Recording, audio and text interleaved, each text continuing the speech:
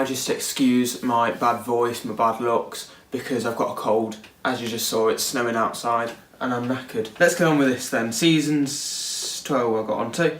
So it starts with Robot. Just dive straight into it. I thought it was very entertaining, it was a very unique story and it was very interesting. I loved the scene when the Doctor chooses his costume. I thought it was so funny in it. It really put that Doctor's... I thought it really put the Fourth Doctor into perspective straight away. And Professor Kettlewell's hair is hilarious.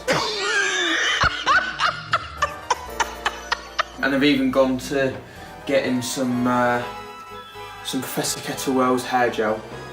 Professor Kettlewell's robotic hair gel. So I'll just put this in my hair now to sort of demonstrate how he should wear his hair gel.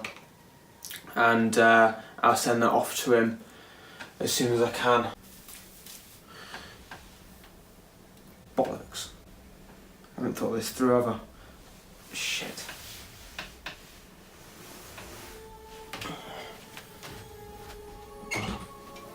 Oh, that'll do.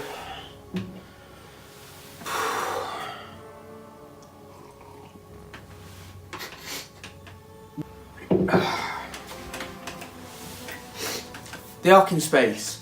I thought the set design was great, straight away. That's the first thing I thought of, how good the set design was. It's something you've never really seen before, the way you've got the windows in the corners of the corridors. I thought it worked really well. The women were disgusting. I suppose that shows really good costume design. I mean, you could tell they're fake, but they still looked really disgusting, even though they're just made out of bubble wrap. The acting was a bit naff, which is a bit unfortunate, but I love the ventilation shaft scene, and I think the whole sort of story goes into being one fantastic classic story.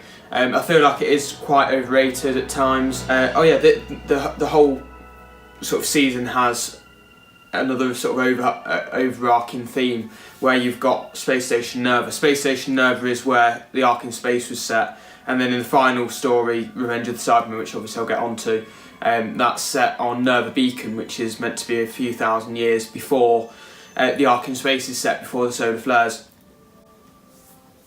So yeah, the Sontaran experiment, the Doctor has been knocked out so many times this season. I noticed that even going through to the next two stories as well. I feel like the Fourth Doctor has already been knocked out in his first season more than the first, second and third Doctors have altogether. I thought the sort of continuity of Sarah Jane remembering Links and calling Steyr Links when she first sees him, I thought that was quite good. I feel like the death for Steyr was really gruesome, the way he sort of melts down. For its time, I thought it's really good, the effects are really good and it's aged really well. And it didn't drag at all, it was the perfect length. Two-part story, they didn't try and drag it out 4 parts. Then we get onto the genesis of the Daleks. This is another one, as well as Robot, where it's not really too tied into the whole overarching theme, which is obviously Nerva. I thought the concept was really, really good. The fact that the Time Lords have told the Doctor, look, the Daleks are going to become little shits if you don't stop them, basically. They send him back in time to prevent the creation of the Daleks, or at least change what they became in the end. Obviously it was Davros's first appearance, and I thought that was really good. I really like Davros.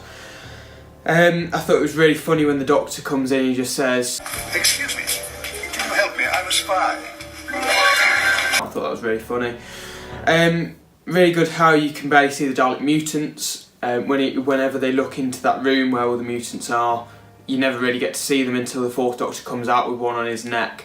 And I thought that's a really good thing. I think it puts everything down to imagination. And I think the point the Doctor brings up just before he's about to commit genocide to the Daleks, when he's about to hold those two wires together, which I think is a really iconic scene. He brings up a really good point, the way he said, if someone told you that a little baby was going to basically grow up and become an evil dictator who wanted to kill anything that's different to him, would you then kill that baby?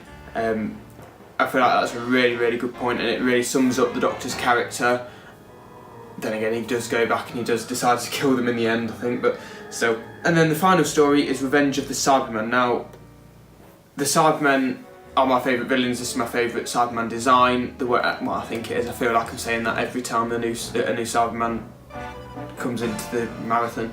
But no, I do love this Cyberman design. I think it's the first appearance of an actual cyber leader. That's basically where the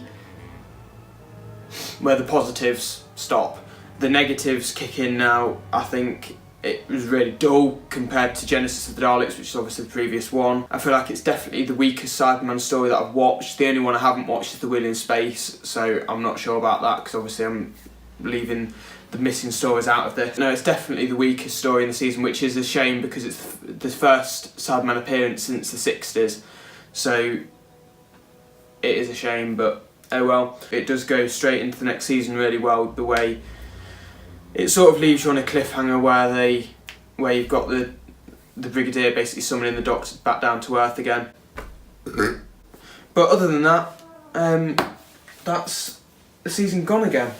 If you did enjoy this video, leave it a like, subscribe to my channel if you're new as well. I really do appreciate it. And yeah, so that's pretty much it, so I'll see you later.